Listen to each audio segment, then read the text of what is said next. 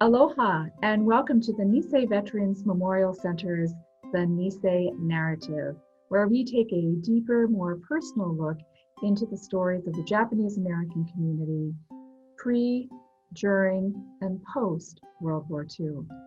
My name is Deidre Teagarden. I'm the Executive Director here at the Nisei Veterans Memorial Center on Maui, where our mission is to inspire people to find the hero within themselves through the legacy of our Nisei veterans. And you can find out more information about our center on the web at nvmc.org.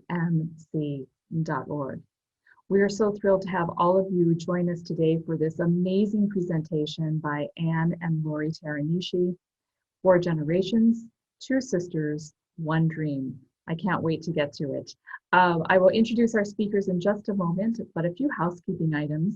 As always, we love to take your questions, and you can send in your questions as you think of them by typing them in that little question and answer box at the bottom left of your screen. This is being recorded and will be available on our YouTube channel in about a week. So we encourage you to go there and check out this and other talks. And of course, we couldn't do what we do if it weren't for our sponsors. You saw their logos when you were jumping on the call today, so please help me mahalo them. Now, without further ado, it gives me great pleasure to introduce our speakers, beginning with Ms. Ann Teranishi. Ann Teranishi is the Executive Vice President of Operations of American Savings Bank. She leads more than 150 teammates at ASB, delivering improvements to positively impact the bank's customer experience. Ann has been named to Pacific Business News' Women Who Mean Business, Hawaii Business Magazine's 20 for the next 20, and the Girl Scouts Women of Distinction. She is currently a member of the Omidyar Fellows Cohort number 7, and her commitment to making a positive impact extends into the community with the boards of the Chamber of Commerce of Hawaii, Hawaii Literacy, the Hawaii Cellular Therapy and Transplant Center, and the U.S.-Japan Council. Ann holds a Bachelor of Arts in International Relations and Economics from Claremont McKenna College, and her Juris Doctorate from the University of California, Hastings College of Law. She is a graduate of the Pacific Coast Banking School at the University of Washington's Graduate School of Business and the Stanford Graduate School of Business Emerging COO program. Next is Ms. Lori Teranishi. Lori Teranishi is founder and principal of IQ360, an integrated communications firm with teams in Honolulu, New York, San Francisco, and Washington, D.C. Lori provides strategic counsel to emerging Fortune 500 companies, managing high-stakes crises, repositioning brands, building reputations, and leading organizational change. Prior to founding IQ360, Lori was Vice President of Product Development with Visa USA. A certified woman and minority-owned business, Lori has built a strong internal culture to attract employees committed to doing excellent work while having fun along the way. IQ360 was recognized as one of Hawaii's best workplaces by Pacific Business News. Lori received an MBA from the University of San Francisco, a BS in Mass Communications, and a BS in Political Science from the University of Utah. She is a trustee with the University of Hawaii Foundation, chair of the Board of Directors for the Girl Scouts of Hawaii, and a member of the U.S.-Japan Council. Please help me give a warm Maui welcome to our 2 speakers today. Ladies, it is lovely to have you with us today. Thank you so much. Thank you so much, Deidre. We're really excited to be here. I'm going to share some slides. Really, come up here. Okay. All right. Well, before we start, I just want to say, wow, look at those Chawan bowl haircuts. I mean, isn't that something? Very 70s, courtesy of my mom. Those are free haircuts. Thank you, Mom. Hopefully we're having good hair days today, but wanted to really thank you, Deidre, for extending us the invitation to speak here today. It's really an honor to be here. The sacrifice of the Nisei soldiers during World War II is something that our family has always revered. And so being here today makes us feel great pride as well as humility, especially knowing the other people in the community who have spoken here before us.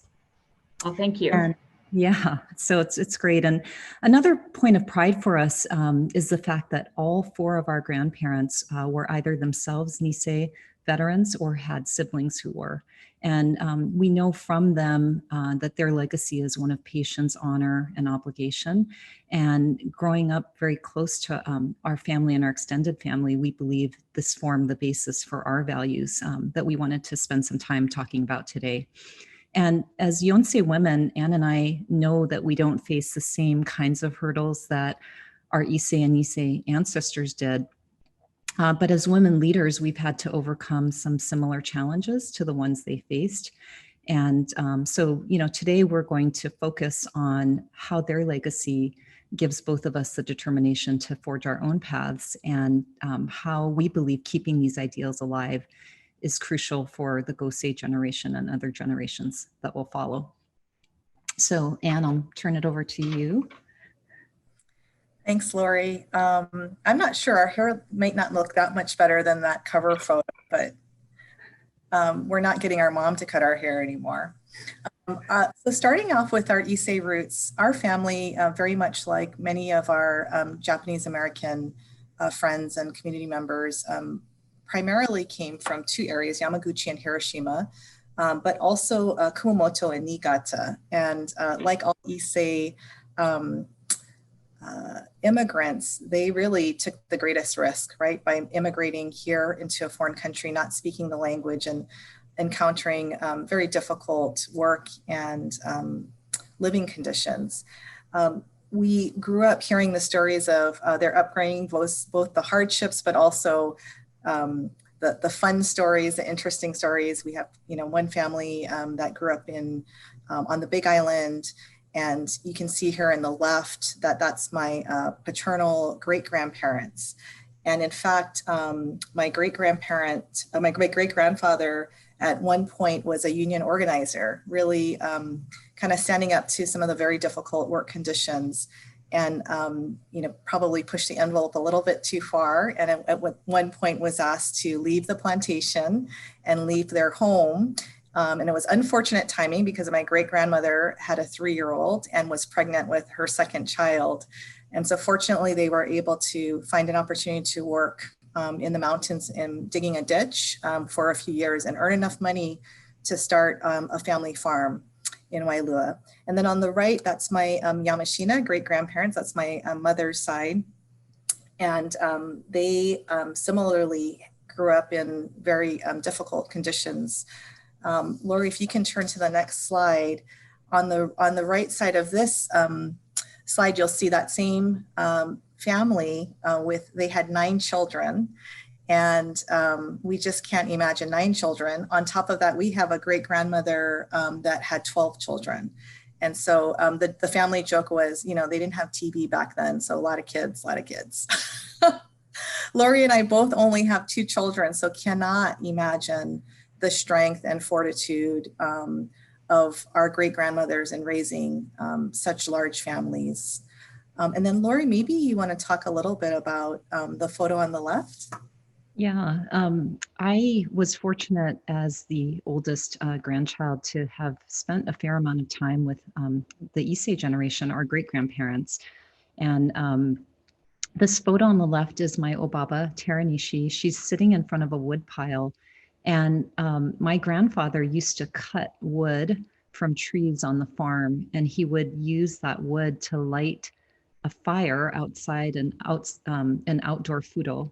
And so when I was a kid and I would be staying at my grandparents' house, I would remember smelling the smoke from that fire, and I knew my grandpa was going to be coming in for dinner pretty soon because he was taking a bath outside. And I mean, I went and I looked in there a couple of times. It was kind of spooky. Kind of a scary shed, but anyway, it's just interesting that in our lifetimes they actually still heated their water, with a wood fire. But looking at my grandmother here, she's, I think, sorting vegetables in this box, and I saw her doing that a lot, and I just look back and think how hard they worked, and it was backbreaking manual work. And so in addition to having kids, they had to also work in the fields, the plantation fields, or on the farm. And yeah, like Ann said, it's hard to fathom that kind of life. So now this is our Nisei, our Nisei generation in our family, and I just love both of these photos. My grandparents on the left are Richard and Alice Koyanagi. It's my mom's parents, and on the right is my grandpa Teranishi, Kiyoshi and Evelyn Teranishi. And I just think, aren't they attractive? They're just really dashing couples. Ann and I were really fortunate to spend many years with our grandparents well into our adulthood. So we really were able to develop a strong sense of their Nisei values, and they taught us a lot, both in their words, but also in their actions. And one of the things I didn't realize at the time, but I have realized now, and actually thinking about this talk made me realize that they both imbibed entrepreneurial values in us. So my grandfather, again on the right, Kiyoshi Teranishi in the Army uniform, he was an Army mechanic during World War II. And he actually drove the truck that, retrieved the bodies from Pearl Harbor during the attack. And so, we had a family in Hiroshima back then. So like many Nisei soldiers had a very mixed and painful experience. Anyway, when he left the Army, he ran his family's vegetable and chicken farm. And my grandparents on the left bought Esmond's store, which was the general store in Haleiwa on Kamehameha Highway at the time. So I always say that Anne had the gravy years because she didn't have to work as hard, but I had to work on the farm and in the store. And but I'm glad for it because it really taught me the value of hard work. And especially both of these two women that are pictured on the screen, they worked so hard. And I've only appreciated how hard they worked when I became a mom and realized that they had to work outside the home, both of them, and also they each raised 3 children. And Ann and I have 2 each, and we can barely hang on every day. And we have like frozen dinners and things like that, and they didn't have that. My grandmother once told me what her typical day was like, and I just from taking care of her bedridden father-in-law to getting breakfast ready, going to work, coming back, cooking, cleaning. It was even the Nisei generation, it was a hard existence. So Anne, you want to talk about Sansei? Yeah, I just wanted to mention, Lori mentioned our grandpa Teranishi and how, he was in the Army during the bombing in Pearl Harbor. We also had family that was still in Hiroshima and understand that our grandparents and extended family would send supplies back to Hiroshima. So what a contrast and experience, and wanting to be very much American, but still having roots in Hiroshima and knowing that there were family members suffering there. And also I have to respond to the gravy years. So Lori was the oldest grandchild, and so was totally spoiled. Is how I want to say it.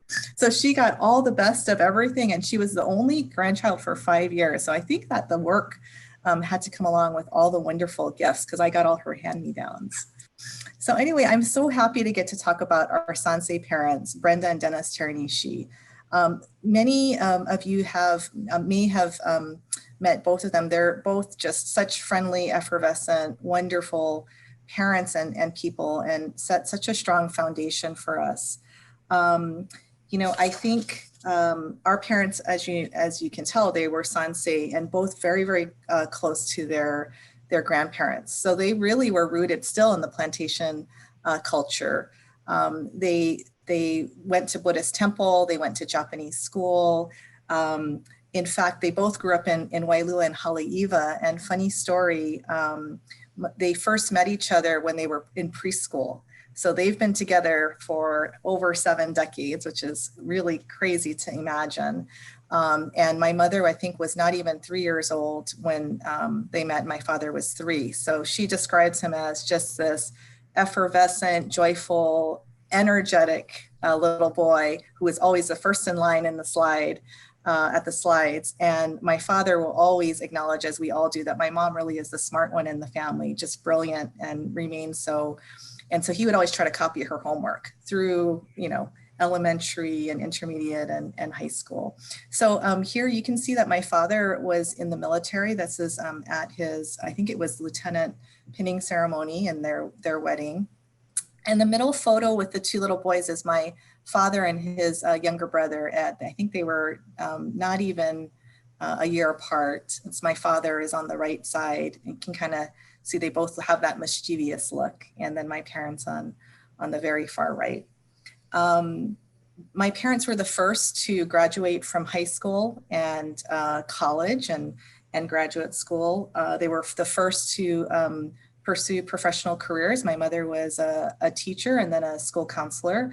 And my father pursued first a career in the military, but then in business. And it was really his work in the business community that actually started to re-anchor him to Japan. And so he'll talk a lot about, working for AmFac and how the papaya business and agribusiness took him back and forth across the country, but also to Asia. And then eventually he was with Hawaiian Host. And so his first trip as an adult to Japan really had him fall in love with Japan, right? So for the first time visiting as an adult, it was so impactful. And so he really sought out opportunities to travel and form connections there. And so the photo that you see kind of two in with him sitting with Consul General was him receiving in 2014, the Order of the Rising Sun, gold raised with Rosette Imperial Decoration, which is the highest civilian honor bestowed by the Japanese government on non-Japanese recipients. And what's so interesting about it is that there were 4 individuals, Sansei individuals from his town, little town in Wailua, that received a similar honor. And so he always remarks about how special and unique it was that such a small plantation community created and developed leaders that were recognized by a government 3 generations later. So I would be remiss in not really using this very special and unique opportunity to really acknowledge and appreciate my mother so much. So she has been such an important part of Lori in my life, not just as children, but as adults. And as Lori said, as children, you don't realize what an impact and how many lessons your parents are teaching you and still teaching us to this day. So we learn a lot of business lessons from my father. From my mother, she has always been anchored in the community and the sense of obligation. And so from a very young age, seeing how she has always been involved in helping others and in the littlest ways, she's probably going to scold me later for sharing this, but she's the person that in a room full of people at a large nonprofit event, she looks for the person that is sitting by themselves and doesn't have a friend or a colleague to talk to, and she'll always reach out to them and include them and get to know them and draw them in. And that's so much formed a foundation, I think, of how Lori and I show up as mothers, as community members in our organizations. And I think that all comes from our Issei and Nisei background and upbringing, the sense of community in even a large room or in a large space. People just want to have that sense of connection. And I just think my mother is just such a rock and anchor in us for that value system that is just so embedded in the person that she is. And she also really teaches that to our children as well. On the flip side, my father enjoys spending much time with his grandchildren, our children, to make sure that they know the value of hard work. So working in the yard and teasing them about not knowing how to rake properly. So we feel very, very fortunate to have the influence of the Sansei generation, our parents, but anchored so deeply in their Nisei parents, and for that to be passed along to us. And so now we're getting to the fourth generation part of our discussion. So that would be Ann and me. And well, actually, it's 4th generation and also the 2 sisters part. So I feel very, very fortunate that I can call my sister Ann my best friend. And we, even though she did have the gravy years, don't let her fool you. And we were pretty close growing up. We remain close to this day, so much so that we actually have houses next door to each other, which some people think is weird, but we think is pretty cool. And, you know, Anne talked a lot about my parents. They gave us strong grounding in Japanese traditions. And we also were fortunate enough to spend a lot of time with our grandparents. And we had, even though we didn't do as much as my father and mother in terms of spending time at the Buddhist temple or, taking Japanese martial arts like my dad did, we did have this solid, and repeated exposure to Japanese culture from watching the red and white festivals with, our on TV to other Japanese Abarembo Shogun programs, going to multiple bon dances, and making mochi every year. And one of, I think, the most precious memories I have is I really feel close to both grandparents because they taught me to cook. And so I feel a connection to them, weekly as I'm preparing different plantation foods or Japanese foods. And actually, some of my fondest memories were in the kitchen with both grandmothers, where they would just talk about their lives and talk about some of their hardships. But through those stories, I was learning how they persevered. So that gave me pride, and it also kind of fueled me to try hard for them and, really try to live their values. And so when Ann and I were thinking about what we wanted to share today from our own experience, we thought about talking about or focusing on 5 lessons that we've picked up from all of our ancestors, Issei, Nisei, Sansei. And the first one, everybody knows I can't speak Pidgin because everyone thinks I'm from LA, but I really did grow up here in Hawaii. But my grandpa used to say, work hard, no scared. And that meant, if you work hard, you shouldn't be afraid. You're going to be successful. You're going to reach your goal. And it's something that I really hold dear. I mean, all of us go through difficult times in our lives. We face challenges.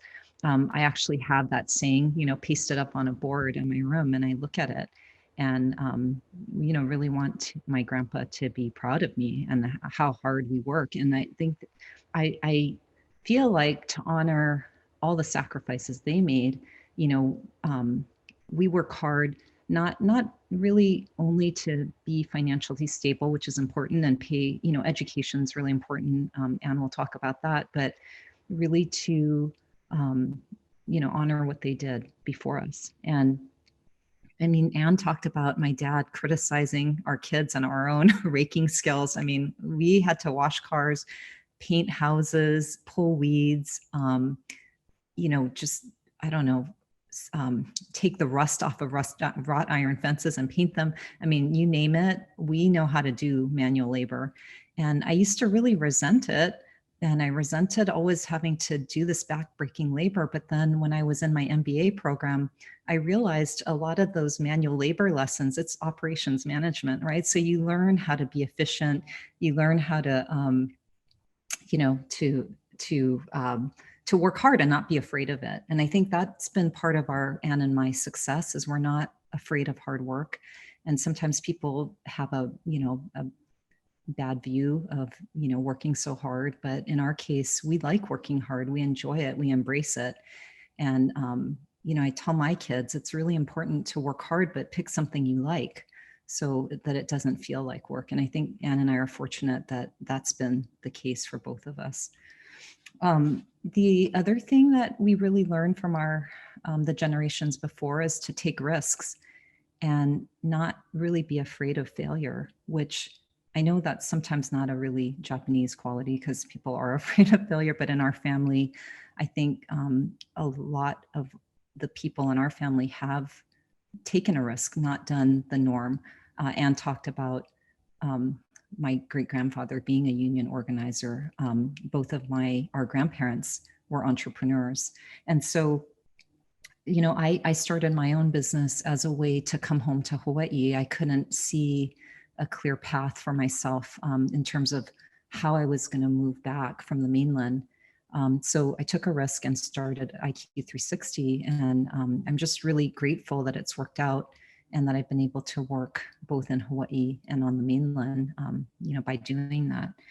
And Anne also, not to speak for you, Anne, but she also didn't take a linear path. And I've kind of admired her career because she started off as a litigator, but went into banking. And I believe, I kind of call her a fixer because she's always been put into situations, different jobs at the bank where she had to fix problems. And similarly with me at IQ 360, we're known for handling big crises, big reputational issues. And so people have called me a fixer too. And I mean, other people call us bossy, but anyway, we I think have that spirit of being able to rush in and try to work on big problems and not be too scared about failure because, we have confidence that even if we do fail, we'll be able to pivot and try again. And that didn't just come from, we didn't just automatically have that. I think when we were younger, especially being women and Asian women, it's not that easy to have that mentality. But we got a lot of encouragement from my father, who has been in business, but also my mother. Anne mentioned that, she taught us to care about community and other people, but she also taught us courage. And so I think, growing up with somebody telling you that you have to, be strong enough to take the risks and to believe in yourself, I think is really important. And then finally, I want to talk about treasuring family. And I saw how my parents made sure that we spent time with our grandparents.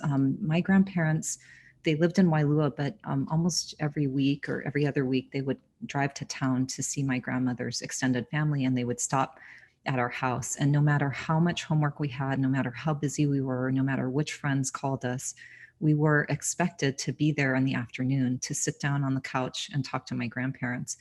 And I'm really grateful for that time now, because I realized that, we were learning from them that whole time. And so that's just one example, but family is very important to all of us. Okay, Anne. Yeah, thanks, Lori. And thinking about those Sunday afternoon visits, our Grandpa Teranishi was really into wrestling. So we'd watch wrestling with him sometimes, and then inspect all these wonderful vegetables that they would bring to share with us. So we were very fortunate to have a bounty of fresh produce, which of course, as a kid, I didn't really appreciate all the watercress and green beans, but I'm sure it was very nutritious and good for us. So I just wanted to talk a little bit about the last two lessons. And I did see in the chat that somebody had asked if we're trying to pass on these lessons to our children, and absolutely we are. And I'll talk a little bit more about what we're trying to do and maybe some of the challenges, as the generations move along, we get a little bit further from, for example, our plantation roots. And to us, what that means is, obviously, despite Lori saying that she had to work really hard, we know we didn't have to work nearly as hard as our Issei and Nisei great-grandparents and grandparents. But the concept of plantation roots to us is to be humble, to really know and not forget where you came from. And that when you look in our current community, there are people who are going through the same immigrant journey as us in their first generation. And what can we do and make sure that Hawaii is a place that creates that opportunity for others, and not forget where we came from. And that's so important. And I mentioned community, the plantation community is the Hawaii community. And I think if we can do more in that space, although now we are, both Lori and I are working professionals, I think anchoring back and remaining humble is super important to us. Pursuing education, I think that's a given. I think all Japanese Americans really put an emphasis on education. Take, for example, for our grandparents, my father's parents, my grandfather only went up to 9th grade, and my grandmother only to 7th grade. They didn't get to finish. My parents were the first in their families the first generation to finish college and graduate school, and actually, attended school on the mainland. My father went to Cal Poly for college and then came back to UH, and my mom did the vice versa. She actually graduated from UH in 3 years and then went to UCLA graduate school. And they continued that emphasis on education for Lori and myself. And but I also wanted to talk about not just traditional education, but informal and different types of education. As adults, I think Lori and I both have had many wonderful opportunities to connect, not just with the culture and traditions that came from our family, but with Japan. And so just like our parents reconnecting with Japan as adults, I was very fortunate to attend Kansai Gaidai as an exchange student. I studied abroad for a semester in college, and I think Omizo Sensei is on this call. She was my Japanese teacher in high school, and I continued Japanese language in college at Claremont McKenna, and then spent a semester of my junior year in Japan.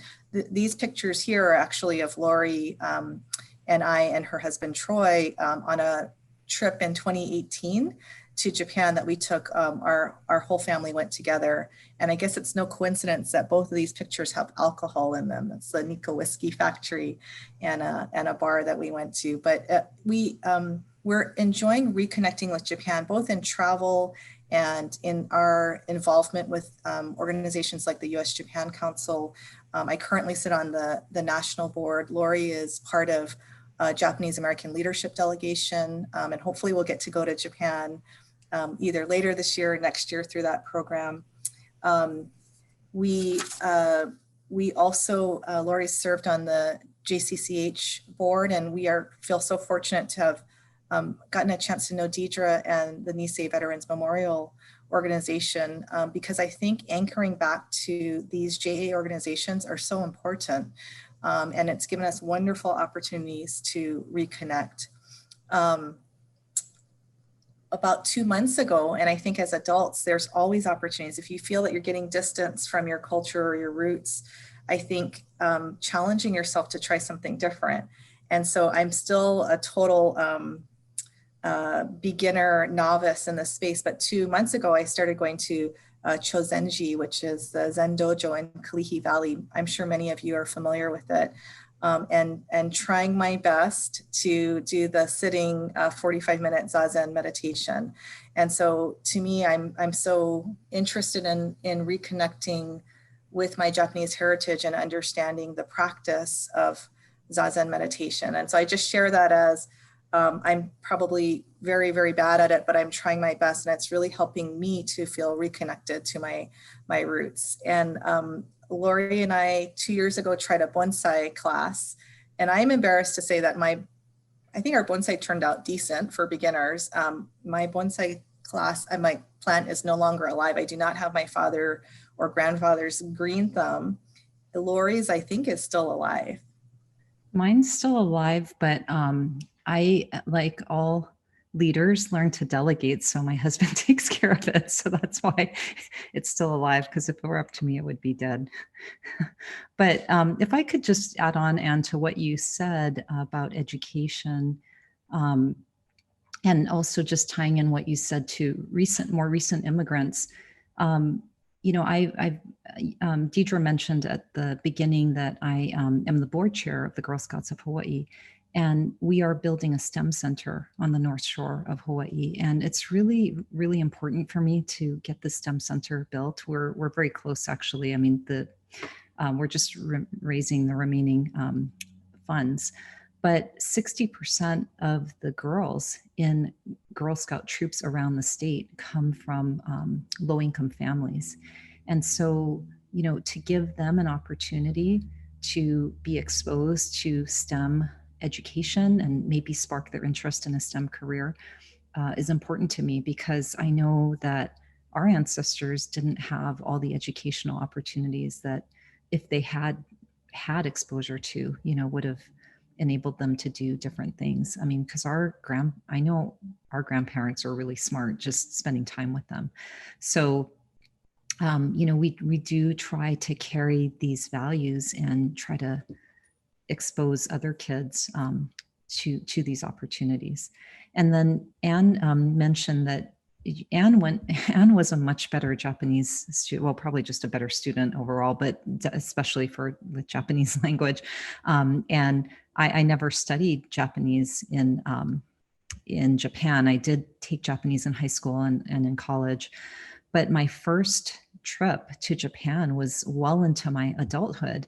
And I, like my father, who also traveled to Japan in adulthood for the first time, it was such a transformative experience.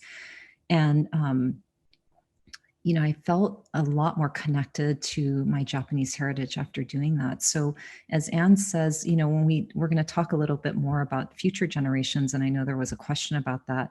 One thing we talked a lot about, and I so appreciate this opportunity to speak to you today, because, we just kind of thought we were going to be sharing our family's history and kind of our thoughts on being Yonsei, but what it did was open up a lot of dialogue about how we can perpetuate our Japanese values with the future generations and really be thoughtful about it. And they were conversations that we hadn't really had as a family before, maybe took for granted what we were doing.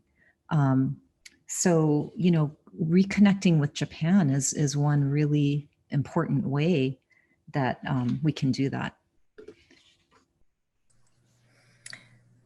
Yeah, thanks, Lori. So these are various pictures of our children at different stages in their life. And as you can see, we are certainly trying our best to continue the family traditions that we grew up with. And our children are so fortunate to have very close relationships to our parents. And so they play a very big role. So the Sansei plays a very big role in this Gosei generation.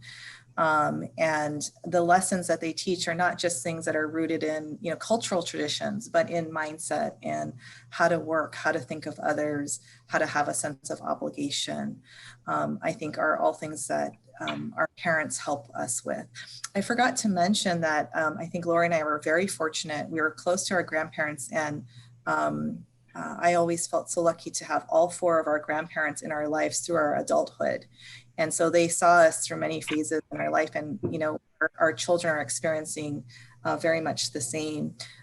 You can see fairly typical family pictures. I'm sure many of you have some of these in your families if you're JA, or you have friends that have similar pictures. But bon dance and getting dressed in kimono. The upper picture is of my niece, my eldest niece, Lori's oldest daughter, there in the middle.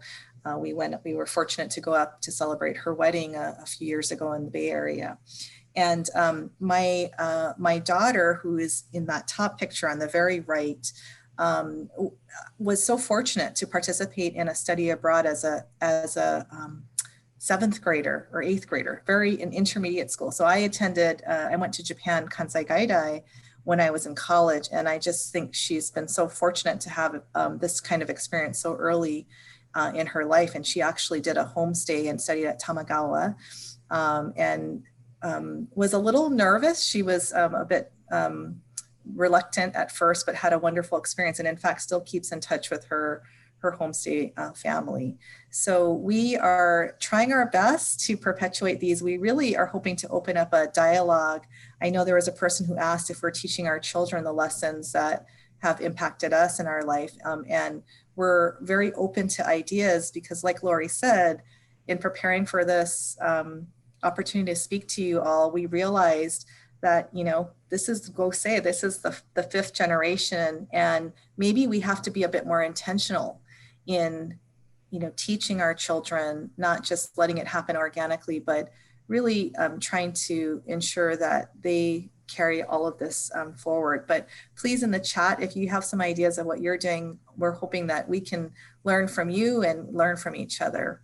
But we, it looks like a lot of kids, there's only 4 between us. I have my son and daughter, and Lori has 2 beautiful daughters. Yeah, and I mean, I kind of forced my daughter, she's my younger one, she's the one that's second to the right, to also take Japanese. So actually my niece and my daughter Kai are now in their fourth year of Japanese as sophomores. So when they graduate as seniors, they will have taken Japanese for 6 years, which is pretty a long time. And hopefully they will have developed enough of a grasp that maybe they may spend time in college, or, if not living there, at least visiting there frequently. So one of the things that we talked about that hit us when we were thinking, okay, so what are the future generations going to be like? In Gosei, we realized that the next generation after Gosei is Rokusei. And we were like, is that even a word? Is that a thing? So Anne, tell them about how we couldn't find very much on the internet. So we had to go to some sources, right, to check it out. I mean, maybe it's maybe everybody on this call knew it, but I actually Googled it, and it doesn't come up easily. What is the word for the sixth generation? We wanted to make sure we spelled it correctly and we were pronouncing it correctly. So we could be pronouncing it incorrectly, but we looked. I found one small article on it, and then we talked to Deidre as well as Nate Gyotoku at JCCH. And it didn't even seem like it was, it's just not a term that's really out there in the ether, but it's coming, and it's kind of mind blowing. We're heading into our sixth generation as a Japanese American family. Yeah, and the reason it came up is, and I really hope this isn't anytime soon, but my daughter, as Anne mentioned, got married. So that's my daughter with my dad, and then our family on the top right. And she just recently got married, but eventually I'm going to become a grandmother. Again, hopefully not soon. But we will have a Rokusei generation in our family. And my daughter's Hapa, and she married a non-Japanese. You'll see him on the bottom left. And so that generation will be 1/4 Japanese. And so we were talking about, Anne and I, about how do we continue our values and our culture alive in that generation. The other challenge is that my daughter Sydney just moved to New York, so she's further away. She used to be in the San Francisco Bay Area, so we could see her a lot more. But on the flip side, we believe we've raised a very strong, young woman in her. And she grew up with many Japanese American values. We still went to bon dances when she was raised in Oakland, in Piedmont, and we would go to bon dances in the Bay Area. My cousins were there, so we would go to their performance, their Japanese performances. So there was, some exposure to the culture, although it wasn't as much as Anne and I had growing up Yonsei in Hawaii. But one of the things Anne talked about earlier was in adulthood, how we became actually closer to our culture, closer to Japan. And so we're going to be encouraging her to do the same, getting involved in organizations like the U.S.-Japan Council. And that organization in particular has done a very good job in attracting younger people and finding a way to create programs and opportunities to connect on a very personal basis with other Japanese Americans and Japanese in Japan. So that's one way that we think we can keep this next generation connected to each other and connected to Japanese values. And one thing I want to say about my oldest daughter too, she's quiet, but she has a lot of inner strength. And there was one time in our family where we were going through some kind of difficult turmoil, and Sydney turned to my mom and she said, don't worry, Grandma, it's going to all be okay because Teranishi women, we're strong. And so I wanted to end our presentation with this picture of Anne and my daughter, Kai on the left and Mari on the right. And Teranishi Strong has become a mantra in our family, and one in particular that defines the women in our family.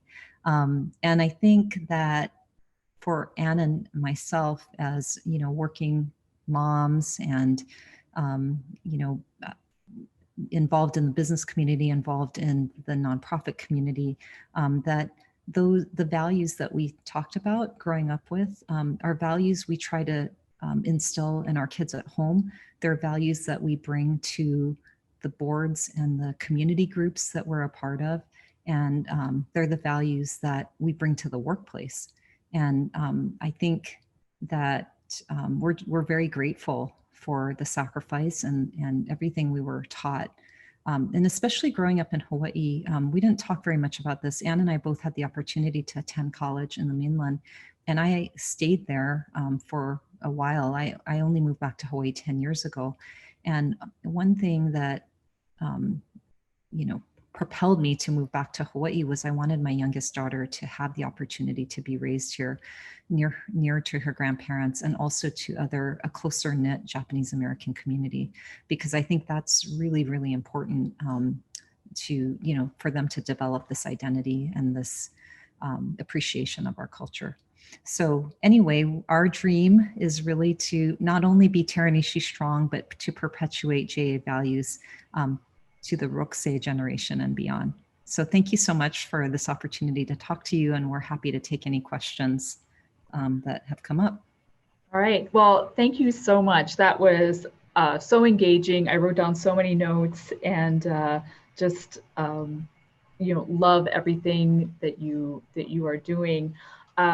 We did get a couple of questions that have been texted in. We have a lot of our regular viewers like to text their questions, but before I start asking them, one of the questions I have for both of you, because whether it's through your own families or through Girl Scouts, you work a lot with millennials, and I don't know about you, but what we've noticed here at the center is that millennial age group has such a desire to learn about culture, learn about those origin stories, regardless of whether or not it's JA or other origin stories. But have you encountered that as well? And do you think that that's an inspiring trait as you look at the future?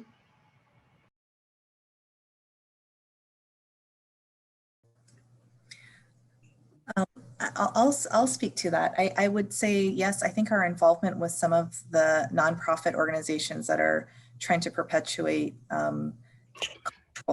cultural focus, whether it's through, JA organizations or others, I really think they bring an energy and a intentionality in their commitment that, maybe some of us in the older Yonsei generation don't always bring. We're, depending on stage in life too, we're a little bit distracted by work and family. And so in the organizations that I'm involved with, it's definitely the millennial groups that are saying, we should do this, we should try this, and getting to partner with them on events or ideas kind of sparks that in you and makes you want to have a beginner's mindset, learn different things. So definitely for me, Deidre, I think that they're very much key to that, and it sparks me because I feel like now I'm an old person, old ideas, and I really enjoy that. I mean, the young people are, they're the future, and sometimes people complain about millennials, but I think that they're very purpose driven, and if they believe in the mission and the goal in an organization, they work as hard as anybody else in our generation, so I think in fact sometimes they have more commitment. So I really admire their value system, and I think we can learn a lot from it. And I think maybe older generations and younger generations can sometimes misunderstand each other, and we have to collectively build a culture that everybody buys into. And that's really important for businesses today, because there's in the last year, we've seen huge racial equity issues. We've seen gigantic societal change. We have, huge economic disparities that are getting worse. And this generation is looking to its leaders. It's looking to its CEOs and its other management team leaders and asking, what are you doing to solve the problems. It's not enough to just kind of say, oh, the government has to deal with it. So we as business leaders, we can't hide and just say that's not our problem. We actually have to be a part of the solution. So the millennials are pushing us to do it. Yeah. I feel like they've somehow found a really good balance between work and private life and enjoying life. But that's a great segue into this question, which is for both of you: how do you utilize your JA values in your everyday life at work? Also knowing that maybe you don't have all JA employees, how are you able to share those values at work?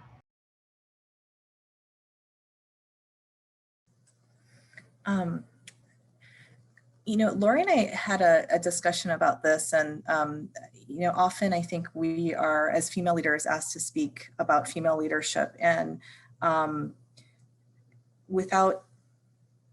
answer in this way. I think at times in our career, we have felt some of the JA values didn't always seem to fit in the box of what expectation is for, a westernized view of leadership. And, I think Lori has some interesting stories to tell about when she was working for large organizations, corporate organizations on the mainland.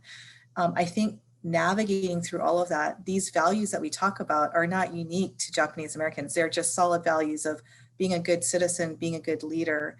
And while you might want to be, a bit more direct or a bolder or take more risks, I also think having a confidence and authenticity and the learnings and the values that you come from, and how does that translate through you?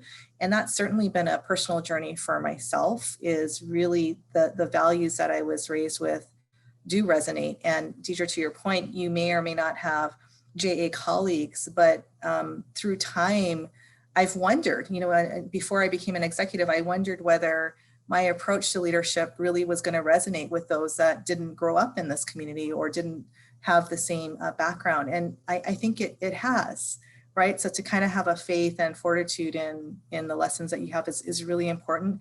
And don't let people like sandpaper you down too much, because I think if you believe in your values, it really, it can be very effective and make you a very authentic leader.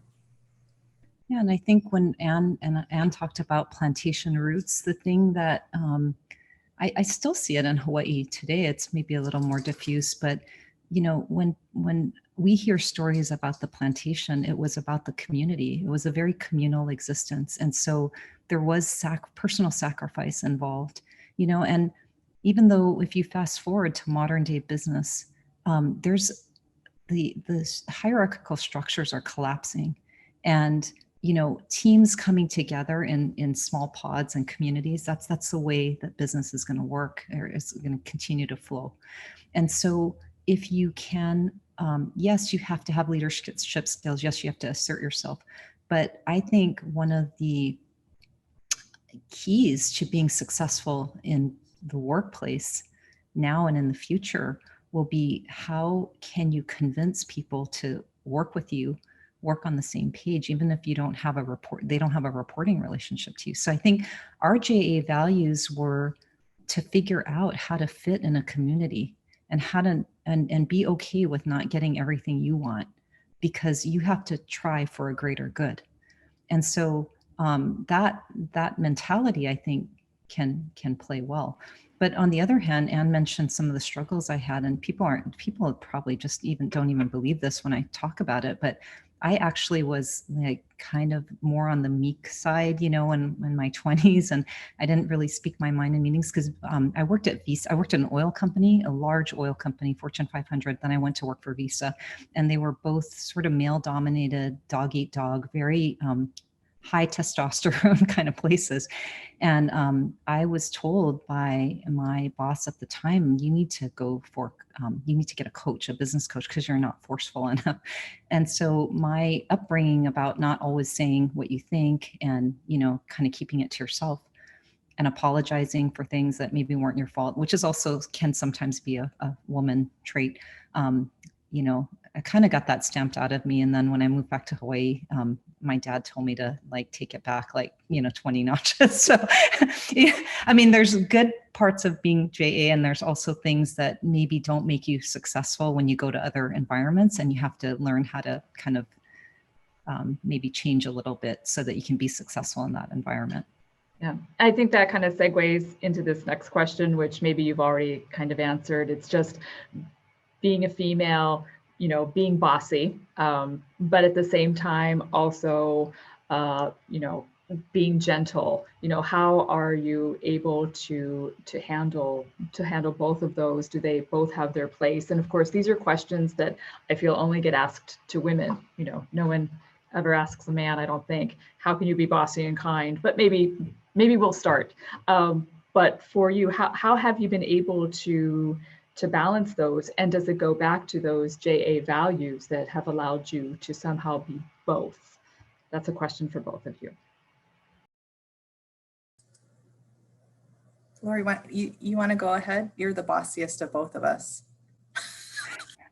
Wow. Okay. All right, boss. You know, I think that, you know, we continue to progress as a society. We continue to progress in business. So I look at some of the women I worked for in the 90s and in the 2000s, and they had to be hammers. They had to be sledgehammers to make it. And so there wasn't room to have a more participatory, you know, to bring your authentic self to work. And then the thing that I feel that is really exciting to me is that not just for women, but for men, there is much more acceptance in the corporate workplace for people of all types. And if you look at what companies are focused on with environmental, social, and governance, ESG initiatives, which more and more investors and others are holding corporations, you know, to report on how they're faring on measures outside of just financial metrics, right? How are they promoting diversity, equity, and inclusion in the workplace? You know, those are metrics that people are demanding companies report on. So because of that, we can bring, all of us, not just women, all of us can bring a more authentic persona to the workplace. And I think that not everywhere, of course, we're still, you know, moving in that direction. But my hope is that, yeah, in this next decade, we will see that, because that is how we're going to become better workplaces and deliver better products and solutions to our customers. Deidre, I would respond by saying, I think you can have a mixture of, you know, we use the term bossy or gentle.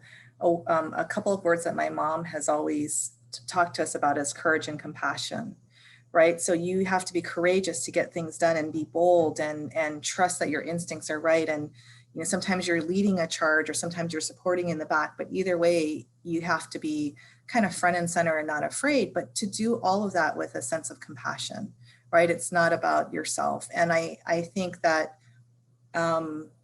like Lori said, I do think that the work world is changing. I think this society is changing a little bit about what is valued in leadership.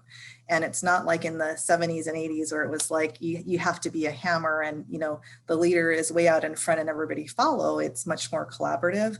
And so that's why I emphasize that it's a journey. And even if some of us had started in a place where you were pushed to be a lot more direct and assertive and all the things that's good for us to take risks and try, you can also step back and calibrate. And what is the leadership style that really works, and a diversity of leadership styles. So there's nothing wrong in a leadership team with somebody who is very direct and hard charging, and then somebody who's really stepping back and looking at the team dynamics. And so I actually think the term bossy, I use that really endearingly with Lori, because we're both very bossy, but we get things done. And I think, you know, that's why we're so close. We know how to work together because there's just strengths and weaknesses that in the right mixture, there's so much more that you can do in a collective than you could ever do by yourself. So I love that you raised that, Deidre, and I don't think we should be afraid of being bossy, because there always needs to be a boss at some point to help move something forward. Somebody has to say, let's try this, let's move. So she was complimenting me, Deidre. I didn't realize that. It's a good thing. Bossy is good. That's the takeaway from today. Bossy is good.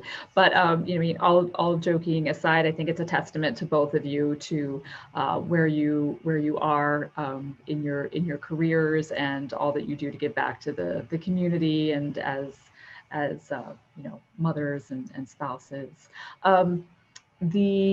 We don't have any more questions, but I do want to just share that Kate says, what a beautiful trait of your mother's to befriend the person who feels outside. I see that quality in the two of you. So just a nice little shout out from Kate.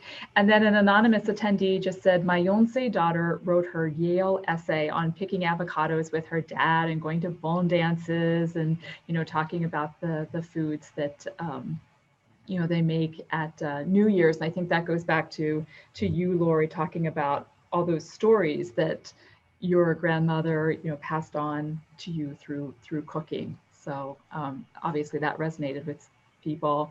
And so Sharon is asking, so her daughter is Gose, which would mean her children will be Rokse, correct? Correct. And Naomi Hirano says, Lori and Ann, thank you for your very thoughtful, reflective, yet forthright presentation and responses. Kansha desu. So thank you. So I'm going to gently end our conversation today by telling everybody what is upcoming here at the Nisei Veterans Memorial Center. And then I'm going to come back to the two of you for some closing remarks. So to everybody else, thank you again for being with us today. We just love having your participation and your engagement. And if you are so inclined, our next speakers are going to be in May. We have former Governor George Ariyoshi is going to be coming on May 15th. It's a Saturday at 1:30 with our Afternoon with the Author series. And he's going to be talking about his new book, Hawaii's Future. So we encourage you to sign up for that. And then our next Nisei Narrative speaker is going to be Paul Kosasa. He is the CEO, President and CEO of the ABC stores. That is going to be on Tuesday, May 18th. You can find both of these talks and future ones. You can sign up for them on our website at nvmc.org. Again, we hope you visit us. And ladies, thank you so much. I'm going to turn it over to both of you for final remarks, but just want to say what a pleasure it has been to hear your presentation and how inspiring it is. And we're just so thankful. But I turn it over to you. Well, since I'm the boss, Deidre, I'll direct Ann to go first this time. I am the older sister. She's pretending to ignore my text where I told her you go first. So she's smart. You know, Deidre, first of all, thank you so much for this really amazing opportunity. You know, spending time with Lori to prepare for this presentation really was an amazing reflection point. And also we really looked carefully at some of the content and speakers that you had before, as well as the amazing highlights that you have of the Nisei veterans. And so we just feel so honored to, one, be a small part in hopefully perpetuating the mission of the Nisei Veterans Memorial Center, and also the opportunity for us to kind of reconnect and try to be a lot more intentional and conscious, like we talked about some of our millennial colleagues, in how we proceed into the Gosei and Rokusei generation. And also ourselves, we're constant learners and challenging ourselves. Maybe bonsai is not our thing. Maybe we have to do a little bit more sake tasting, but you know, things that, yeah, are you in, Deidre? When you're in Honolulu, hit us up. So thank you, and thank you for this wonderful opportunity. And Lori, it was such a genuine pleasure to get to spend the late evenings at your table.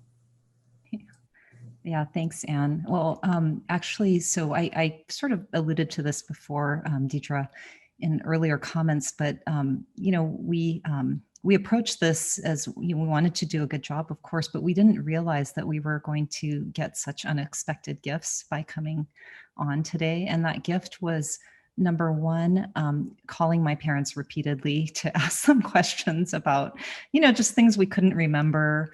And so it was really kind of fun to just hear the stories again, or parts of stories that we didn't quite remember.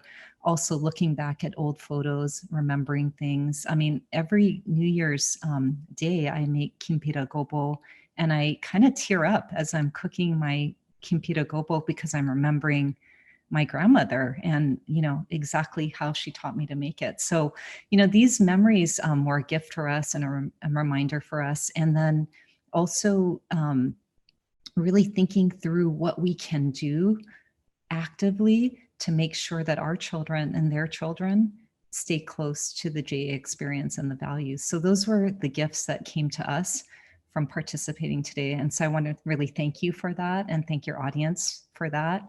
And you have our commitment that we will do everything we can to continue to support the Nisei Veterans legacy and, all the JA values that we were brought up with, because I think as we get older, we appreciate even more how important they are to perpetuate, in our own JA community, but for the world.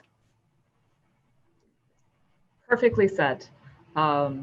Thank you both so much. We really appreciate it. Thank you to all of you who watched. Until next time, we bid you a very fond ahui ho. And ladies, again, thank you very much for coming on today. Thank you, Deidre. Thanks, everyone. Bye-bye. Bye-bye.